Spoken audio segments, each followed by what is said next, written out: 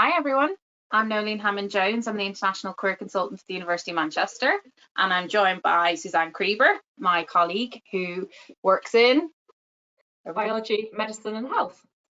And we work together on LinkedIn and the LinkedIn Academy. So we've done a couple of sessions the last couple of weeks that you've probably seen. If not, they're recorded and on YouTube. So we're going to go through etiquette and connecting on LinkedIn today. So Suzanne's just going to disappear for a bit until we get to questions. So if you do have questions, submit them in the questions area and Suzanne will be working through those, and then we'll take some at the end as well. Okay, so just again to highlight, the previous sessions were recorded, so they're available on the YouTube channel that we have. Just go into YouTube and put in the search bar UOM Careers and it'll bring up the careers service, or click on this link.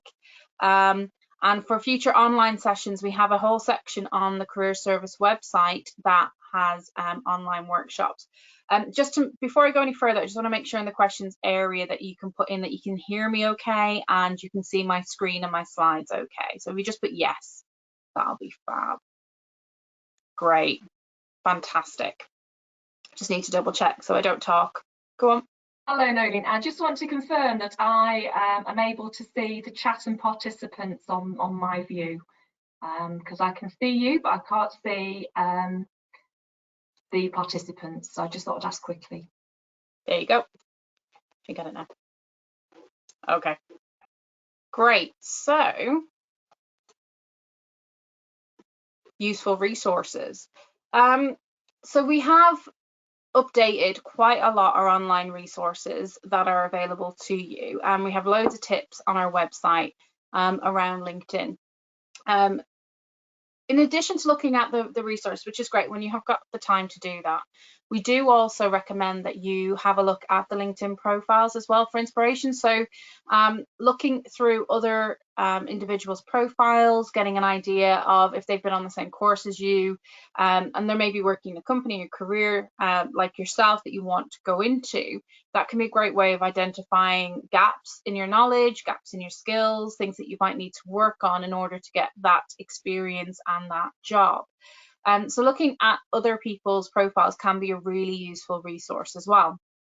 But do refer back to Suzanne's profile essentials, because it does tell you how best to do this, and in fact how to set your profile settings so that you can have a look and use LinkedIn as a research platform.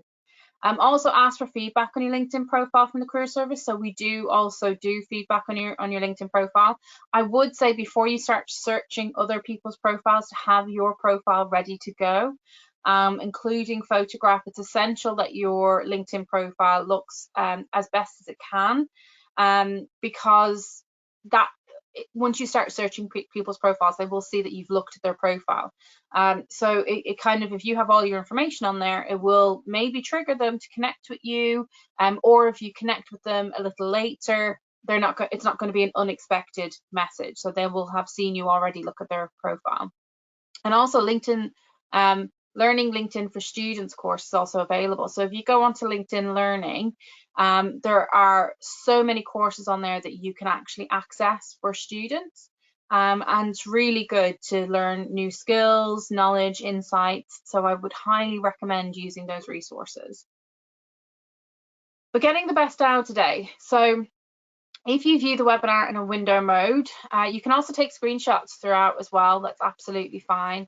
I have as well in the handout section, you can put in the handout section there, if you have a look, there's the workbook that we use in the LinkedIn Academy for you to download. And there's also, for those of you who are international students that are joining us today, there's a LinkedIn leaflet there for you to download as well, just extra tips and tricks around languages and things like that that you might need to know. But yes, if you download, you can download a copy of the slides to be made available, and also you can ask questions in the questions area or the chat, but try and keep it to the questions area and that'll help.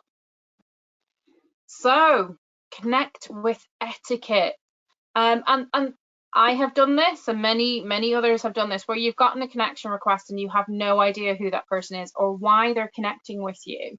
especially when the person has no photo, or the profile, when you have a look at it, has little to no information on it.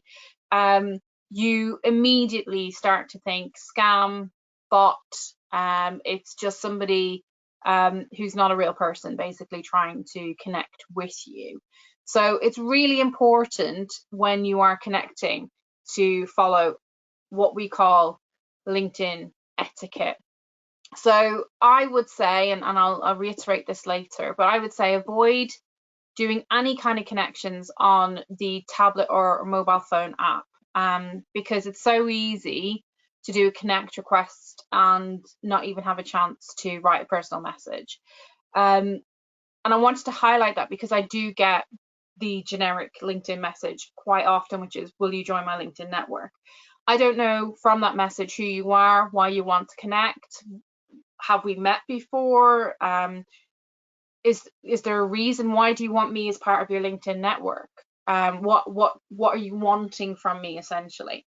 So it's very important to really personalize the message and draw as many connections as possible. So whether you study the same course, you're at the same school, the same university, what have you got in common with each other that you can highlight in your message? In a very short, brief 300 word message is, hi, I currently on whichever program you're on at the University of Manchester. I see you graduated from the program in whichever year.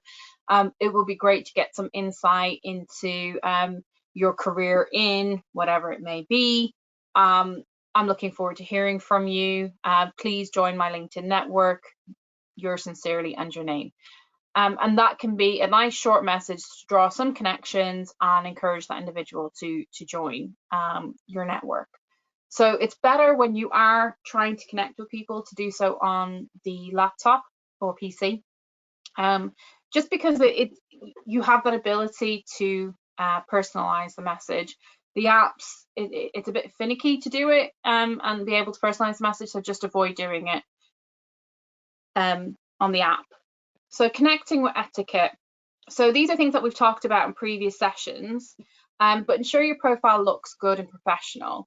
A good photo, strong headline, try and quantify your experience.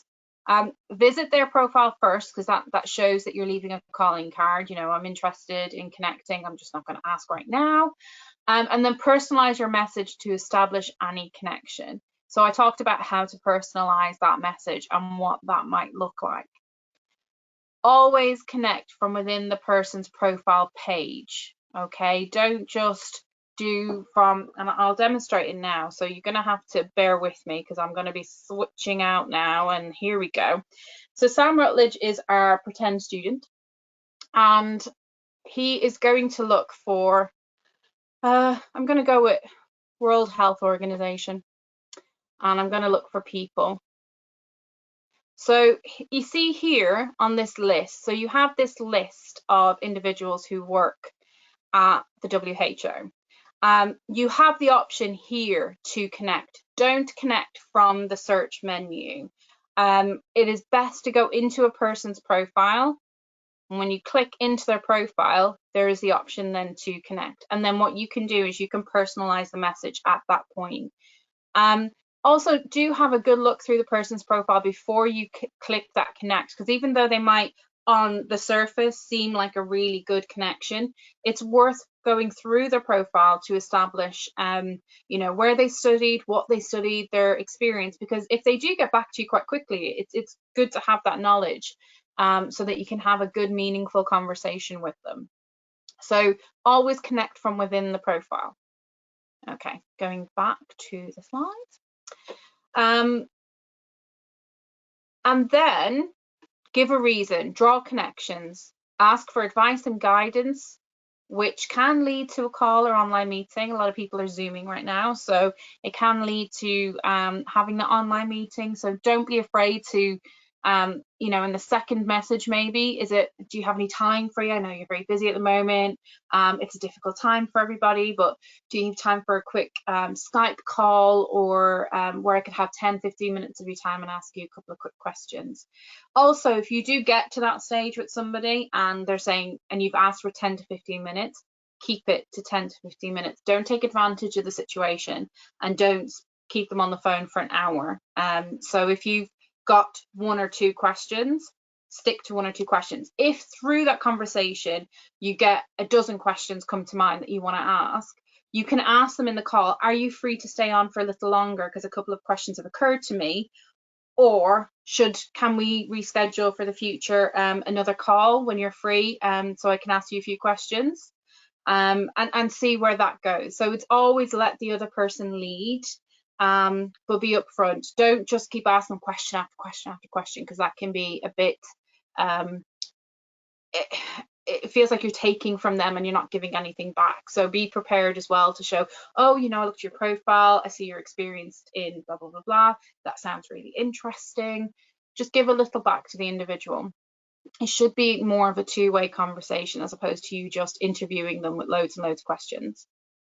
And reference how you know each other, if you know each other. So either you did the same program, but if you've met each other at an alumni event, if you saw them on a panel event that we've delivered through the career service or through the alumni office, if you met them at a fair, or however you may know them, just draw that connection as well, because that can help trigger memory. It can also encourage someone to actually connect with you, whereas before they might have been a bit dubious about connecting. So these are the do nots, okay? Do not use an inappropriate or funny photo for your profile picture, or leave the profile picture blank. And the reason I say that is, if you get somebody who wants to connect with you on any social media and they have no photo, the first thing that comes to mind is they're not real, or they've not spent time putting together you know, their profile, or they don't care about their profile to make it look informed, worthwhile. It could give the impression you're lazy. It could give the impression that you've no attention to detail. You can believe that someone's a bot and trying to access your connections. So there's lots of things that no photo or a funny photo can trigger. LinkedIn is not like most social media.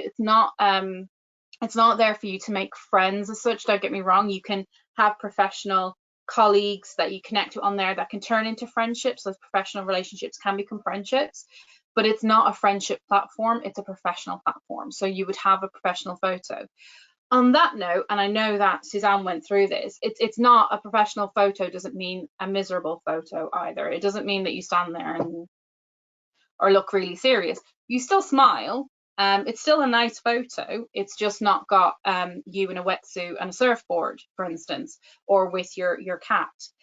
So it's something that's a bit more professional, but smiling and showing your personality, so that an employer or a contact is more willing to connect with you. If you imagine somebody wants to connect with you and a photo's like this, they're not going to want to connect with you because you just look angry or scary. Whereas somebody smiles and they're, you know, they've got an open expression, people will connect with people that you know, seem friendly. So that it is important. The photo element is quite important. Do not connect, as I said, via the app, and do not use the generic LinkedIn request message because it shows no time taken in researching or drawing connections. Do not ask for a job ever. It's not appropriate. People do not like being put in that position where you're basically asking them to stake their reputation on you by giving you a job or referring you to HR for a job when they don't know you. So this is something that will develop over time and can take time before you get to the point where a contact or a mentor will actually say, do you know what? There's a job at our company. I think you'd be a really good fit for it. Do you want me to put you forward?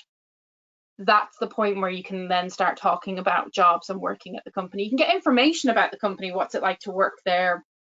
What are the recruitment policies? What's the best way to stand out from other applicants. Get that kind of information, but never ask somebody to refer you for a job. It just makes it a very awkward situation. Don't be rude.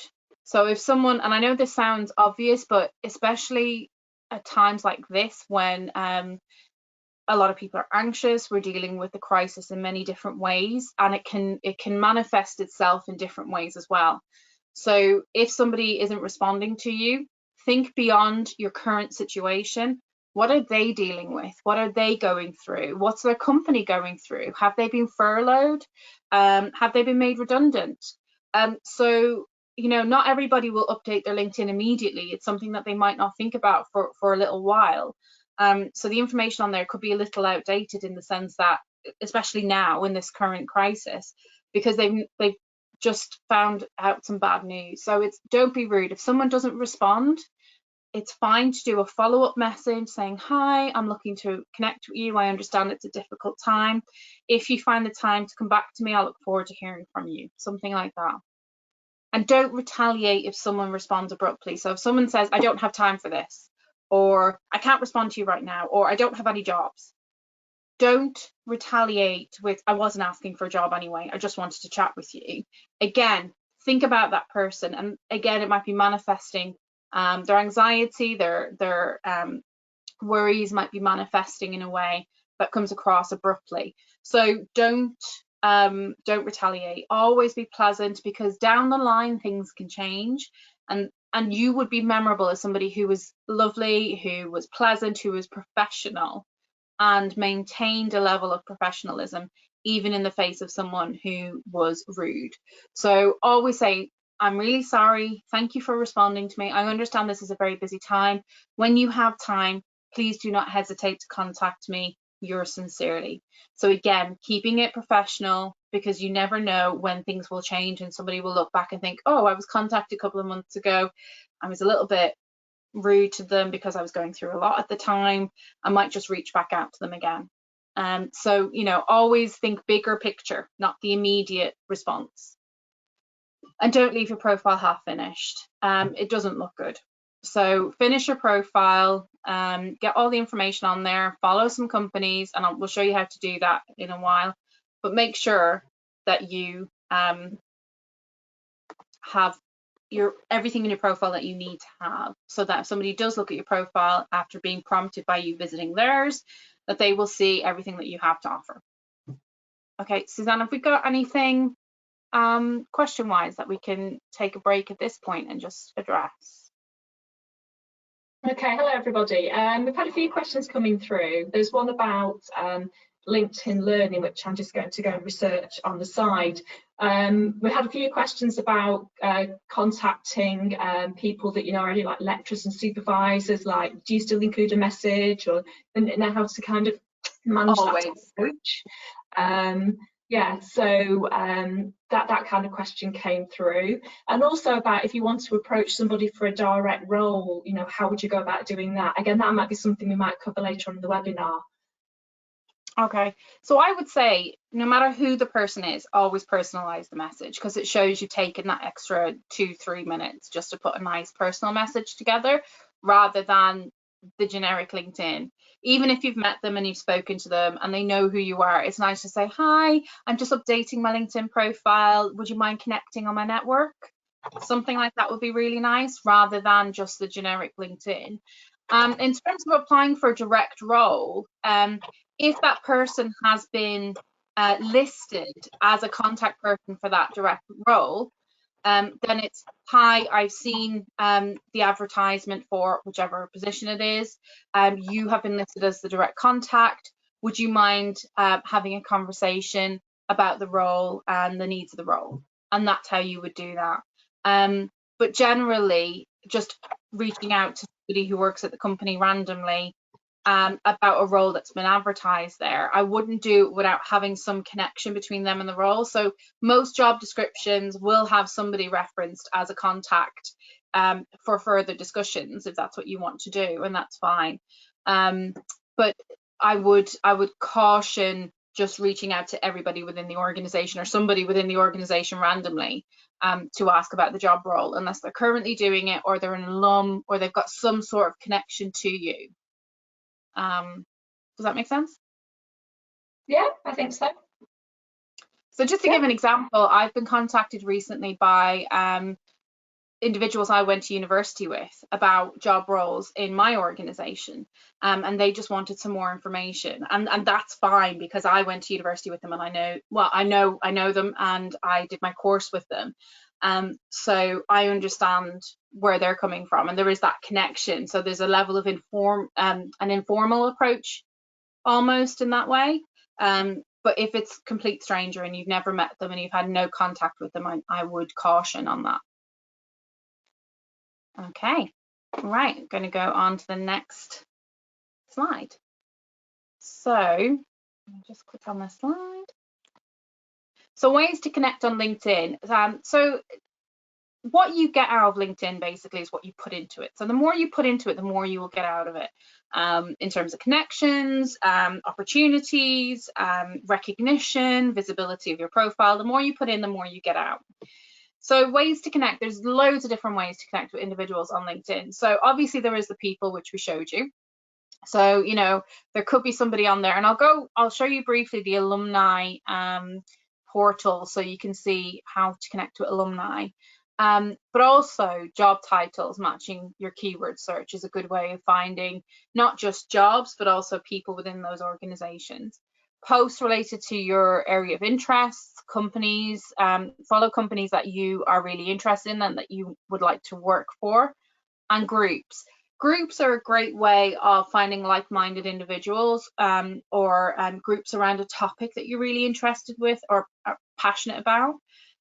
So I would really encourage you, if you've not joined any groups, start looking for groups that might be linked to your degree, linked to your field of study, linked to maybe an extracurricular hobby that you have, something that really matters to you, something that you care about, and look at joining those groups. And it's a really good way to meet people and build on your network.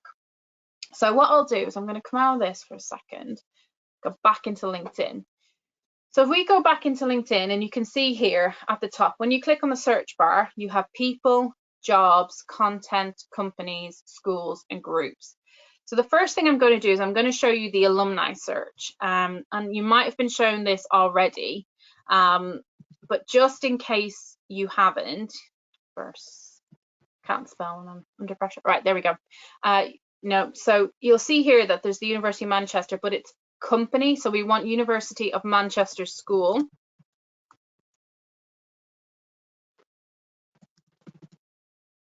So you'll see there the University of Manchester School comes up.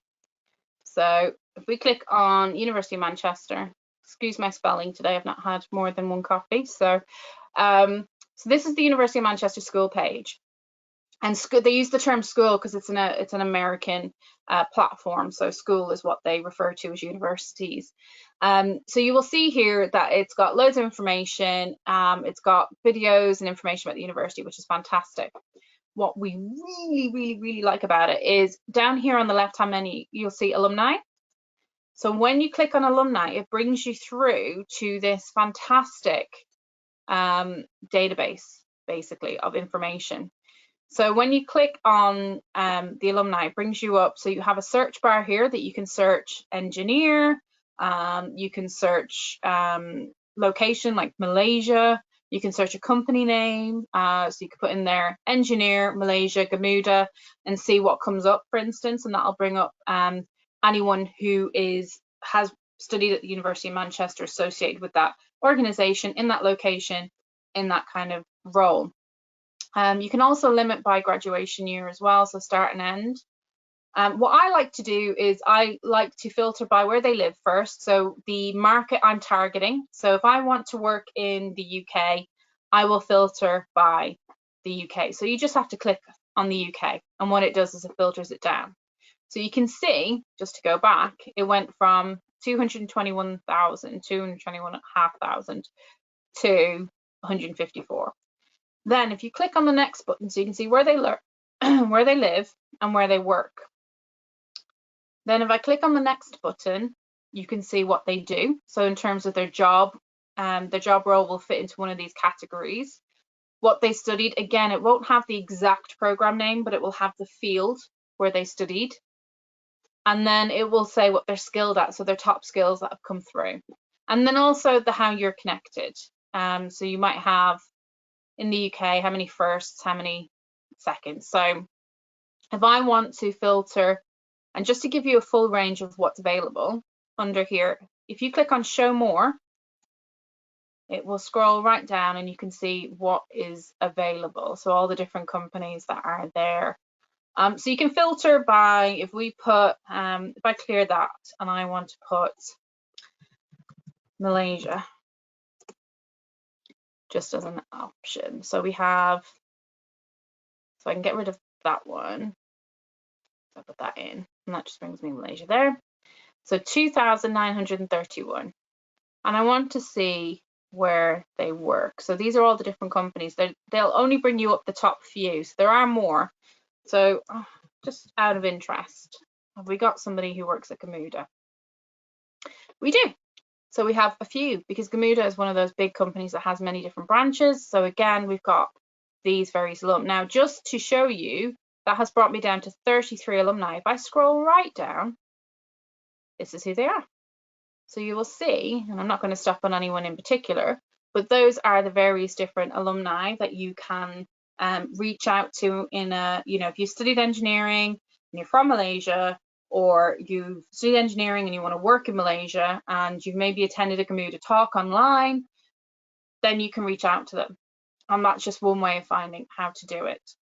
If I go back to the home page and I want to look at, so you'll see on the home page the various different posts.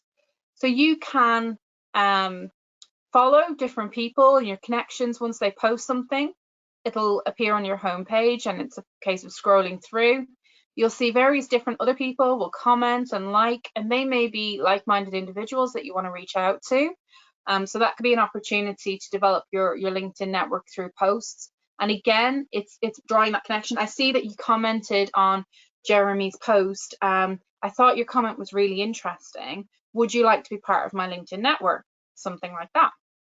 And then you're drawing that kind of connection. So it's just using and interacting, but you need to interact with LinkedIn for it to really yield any results.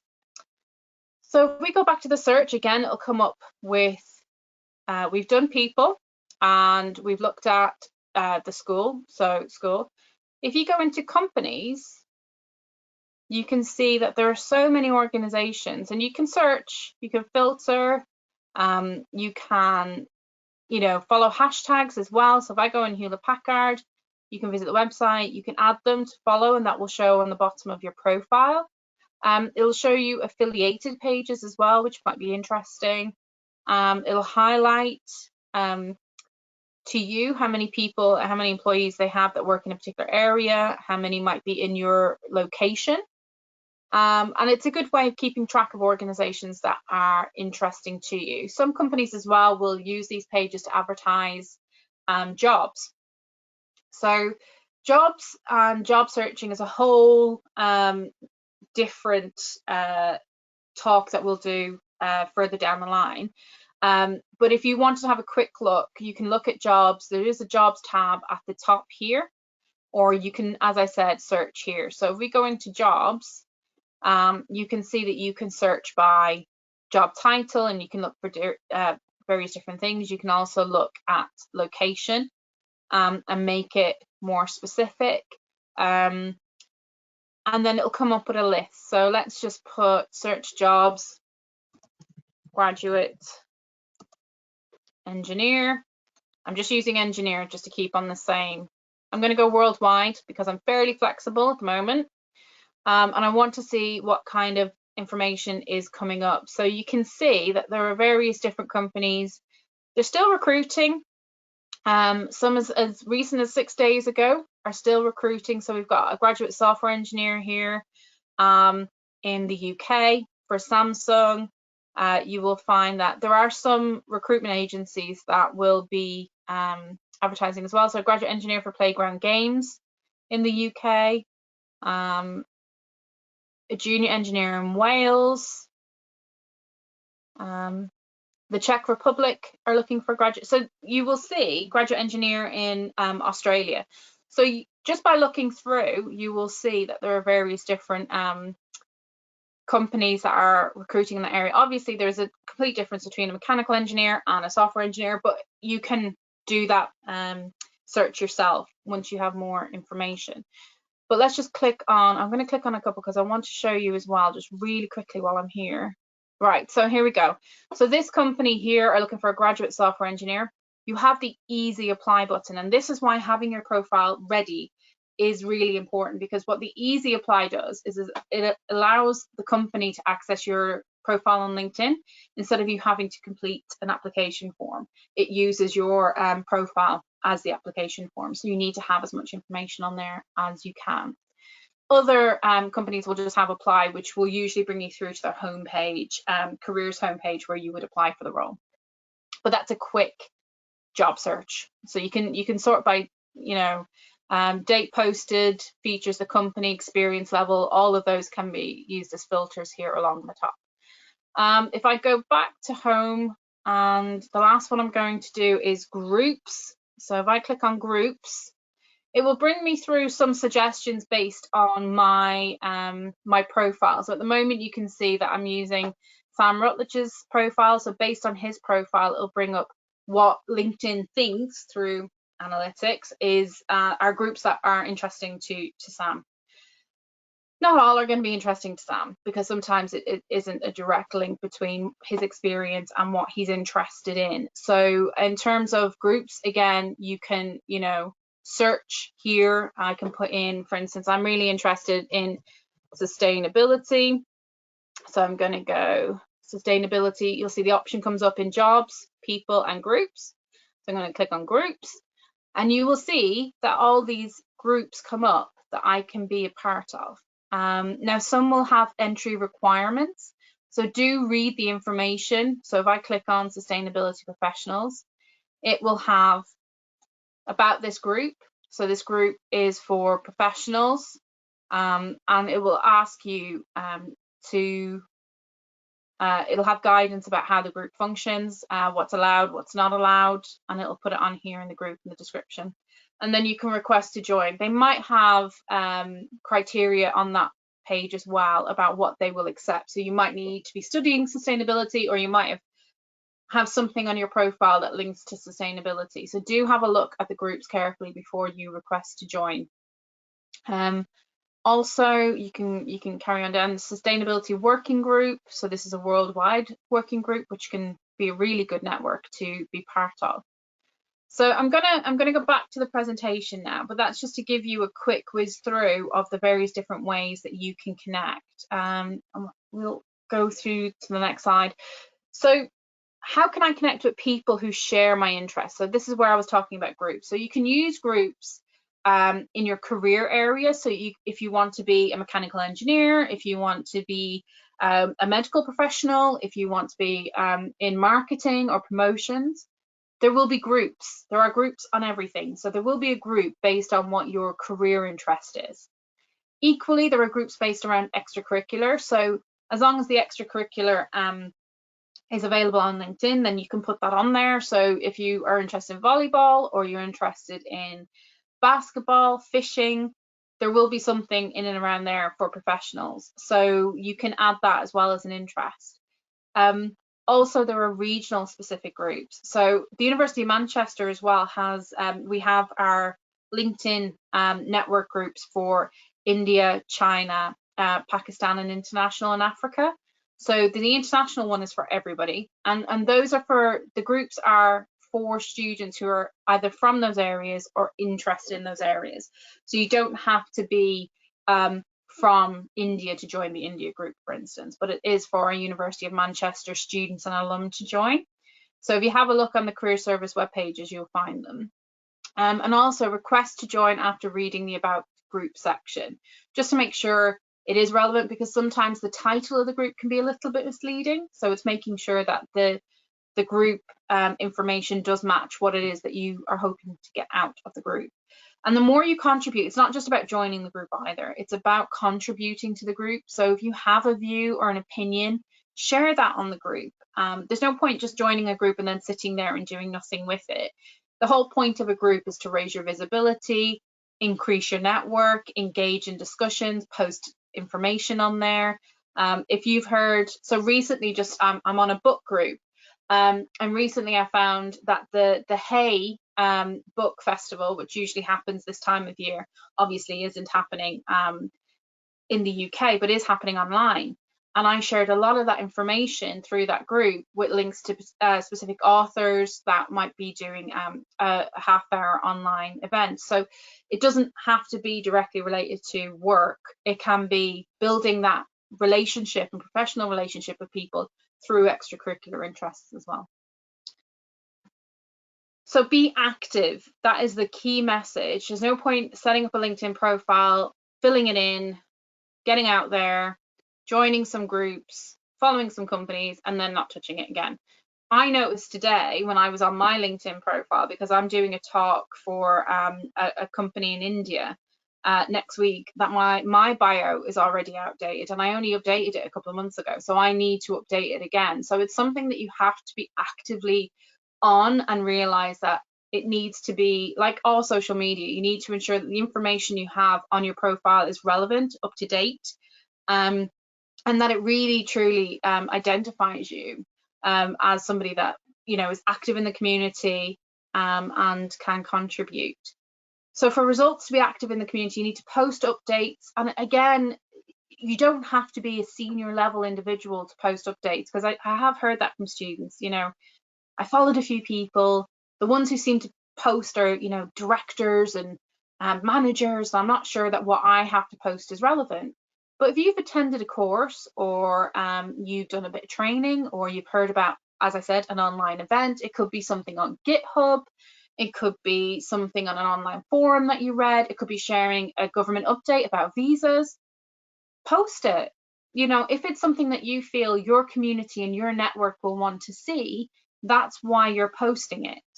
But again, always be aware of what you're posting is relevant.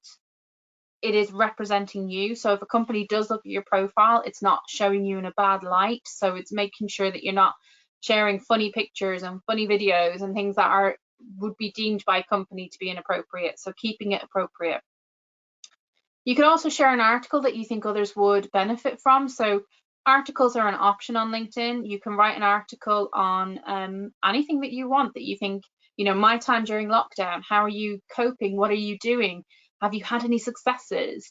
Have you done any training or online courses? You could write an article about that. And then this, again, you can share and your network will see it. You could follow a few companies, as I showed you how to do that. And that will help, again, to feed into your homepage, so you'll get posts from those companies as well. And it will tailor your newsfeed. So you can click in the top right hand corner on the three little dots on the top right hand corner, and you can actually tailor your newsfeed as well, what you do and don't want to see, and that'll come up in your newsfeed.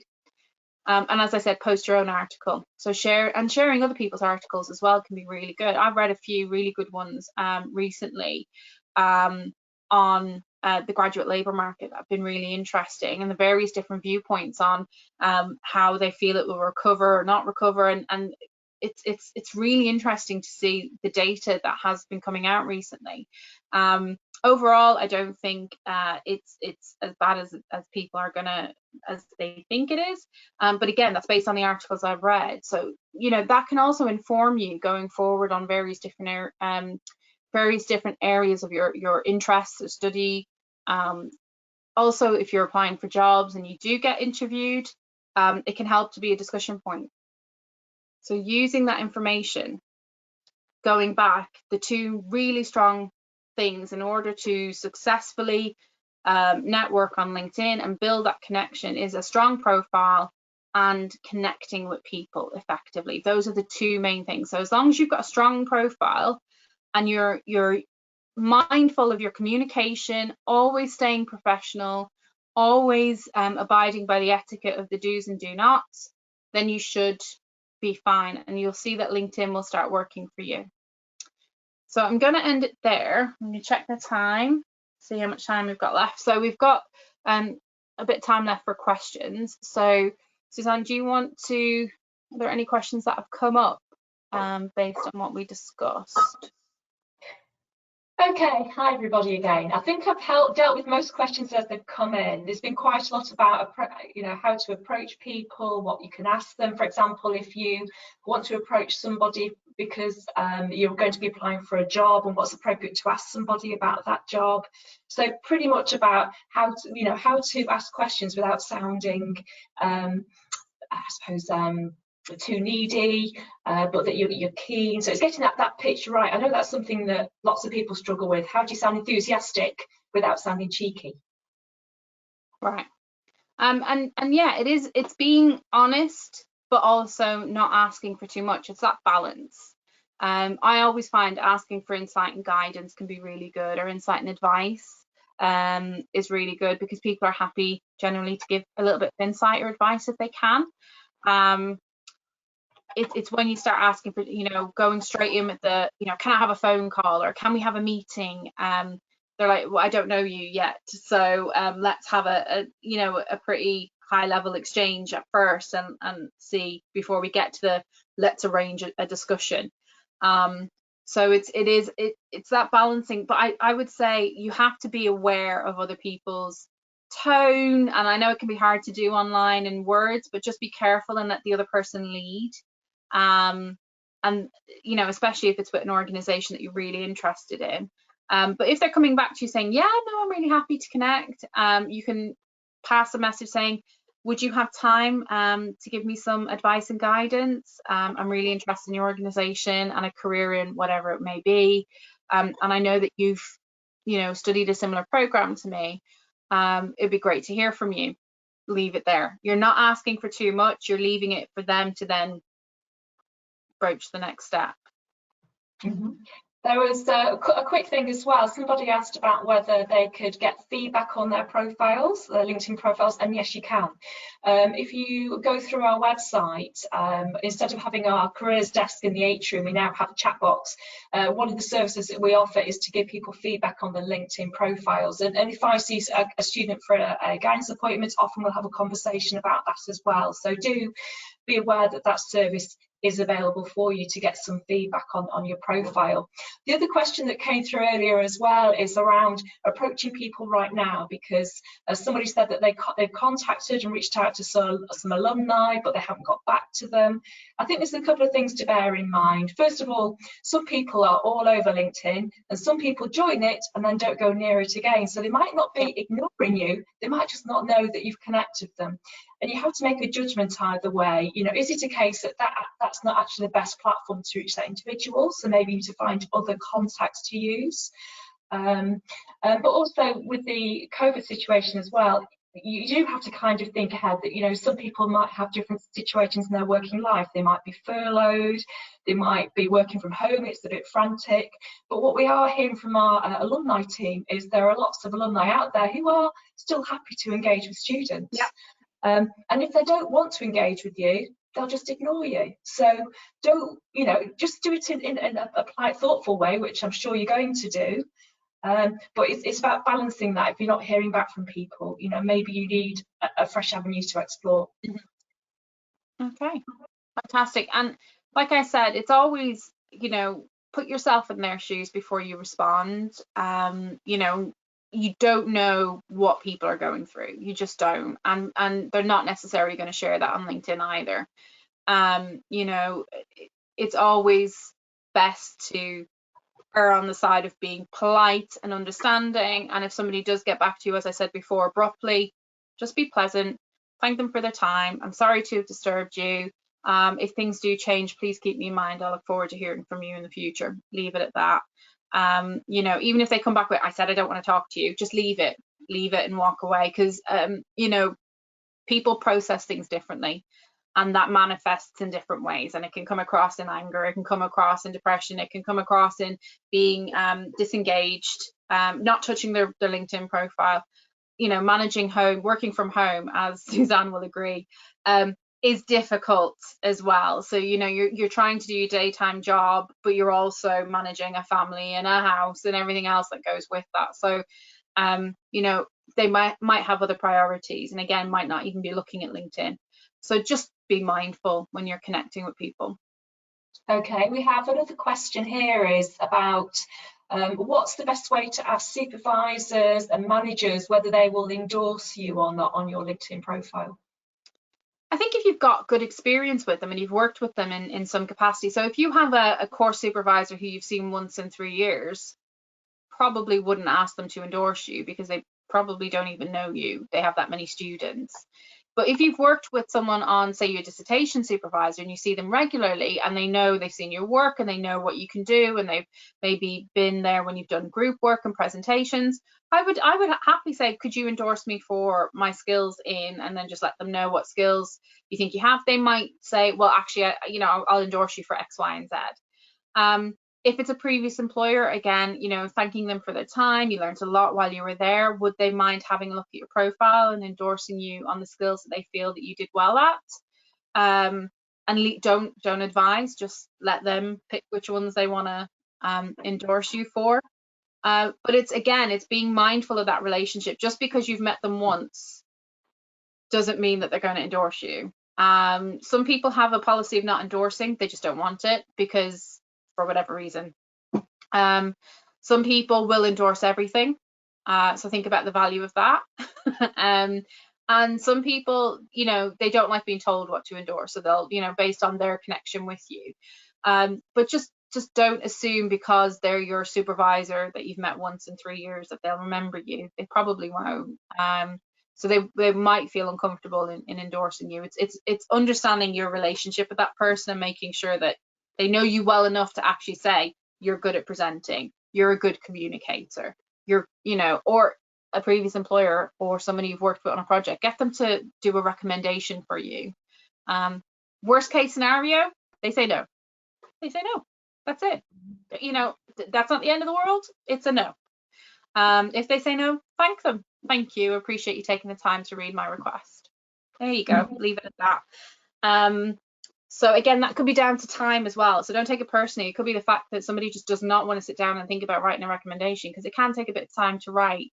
Don't send a recommendation to somebody and say, can you put this in as a recommendation for me? Don't write your own recommendation either, because that doesn't look good, unless the person you're asking for the recommendation says, would you mind putting something together for me? I'll send it over, I'll have a read of it, and I'll tailor it and then send it back.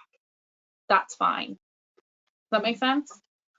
Yeah, I think it's a thing to say, you know, endorsing skills is great, but the important thing is you put your skills there in the first place, because employers will use LinkedIn Recruiter to find candidates. Yeah. If I'm recruiting for a lab, I want to see you've got PCR, got ELISA. If you don't tell me you've got those skills, you won't come up in my search. So endorsements are nice, but having the skills there in the first place relevant to your job is the more important thing to say. Another question that came through about is how to follow up with somebody afterwards, and I think that's probably the easiest way of responding to somebody. Say you went to a session or met somebody, you know, it's a really nice way to catch up afterwards to say, I really enjoyed your presentation today, really enjoyed having a chat with you at the careers event. I'd be really happy if we could connect. So I think it's always good when you connect with people to show what you have in common with them. So that's probably how to answer that. We also have some questions about going back to your profile. Just to remind you, this video is webinar's being video today, and also the previous ones also have been recorded, and these are available for you to watch at any time on the YouTube careers website. So if you're still getting your profile into shape, go back and look at that webinar for some good advice on how to do that. I've had a message around the breach alert mail from LinkedIn. That could be for a number of reasons. So you're either just sending out loads of connection requests and people are saying, I don't know you. So there is an option when someone asks to connect with you. If you want to ignore that person, you click ignore. There then comes up a message, did you know this person? And they can say, well, no, I don't know them. That's why the message is so important, because even if they don't know you, but you've taken the time to draw connections, then they're less likely to click the ignore, and then they're less likely to click the I don't know. And that alerts to LinkedIn that you're just randomly connecting with people with no real rationale behind it. That's why it's important to understand, what is your rationale? What do you want to get out of LinkedIn? And so that when you are formulating that message, you can clearly articulate to a connection why them, and you're not just randomly sending that really quick message. Equally, you're might be connecting with too many people in a short space of time, so they might think you're a bot. So again, it is, don't be spending 2-3 hours just clicking loads of connect. Take the time. Connect with a handful of people every day. It's not a race. You don't have to have the most connections. It's the quality of the connections, not the quantity, that matters. So again, not connecting with too many people. Any other questions that have come in? I think we've covered most of them here. Some of them relate back to the profiles one we did last week, what to put in your headline and summary. And I think getting that right helps you when you're connecting with other people. So your headline is what you see at the top of your profile, but what you see when you're searching in LinkedIn. And if you want to start to connect with somebody and give them a message about what you're about, that headline's really important. So don't just be student at the University of Manchester. You can be a history student with an interest in international politics, looking for opportunities. So that headline can help to communicate before you even contact somebody else. And the summary section on your profile is really important. You have to add it in, it's not there automatically. Everyone's got the same structure on LinkedIn. So what you have to use that summary section for is to set out your stall, what you're interested in, what you're about, what your aspirations are. And again, that also helps to communicate to someone you want to connect with, what your kind of interests are, and what benefit there might be in connecting with you. So it allows you to say a lot more than what you can cram into that little kind of 30 word connection request message. So it's using all your profile to get across your message to potential people, not just what you put in that message box itself. So it just, it is worth getting that right. It is, and it's spending the time on your profile. It's not the more, as I said at the start, the more you put in, the more you'll get out. So as long as you're happy to go on there, like a post, contribute to a post. Don't be put off by people's job descriptions either, because an executive can mean 20 million different things depending on the organization. It could be graduate level, it could be senior level. But if they've posted it on LinkedIn, they're looking for responses. They're looking for people to engage with it. They're looking for people to put something on there that is interesting for them to read as well. Either, an alternate viewpoint, or link to more information, or maybe you've learned something as part of your program about that you want to share. Just participate, and be careful as well.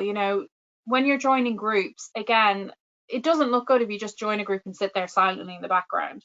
Try and participate in those groups. Post information on there that you think others in the group will be interested in, any updates, anything you've seen in the media. You could share articles on there. You could just write a quick message saying, hi everyone, how's everyone's Monday doing? I'm at the moment I'm looking at doing some training on EdXL, on blah blah blah blah blah, whatever it is. Has anybody else decided to do any online training that they can recommend? That's a post. It can be that simple.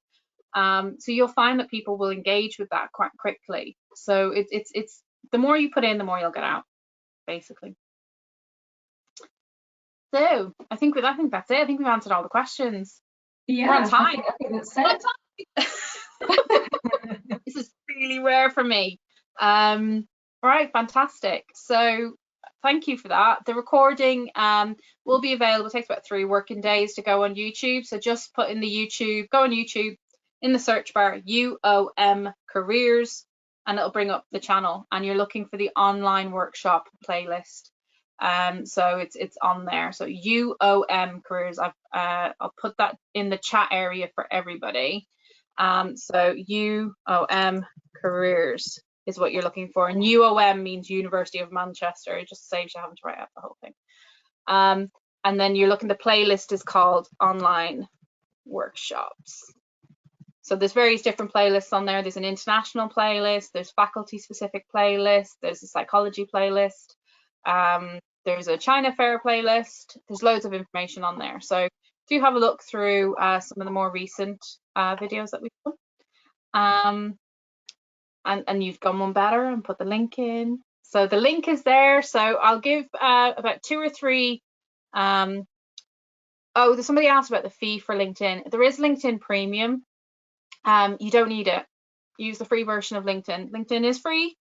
Everything you need to work on LinkedIn, I have the free version. You don't need to pay for LinkedIn. It's free.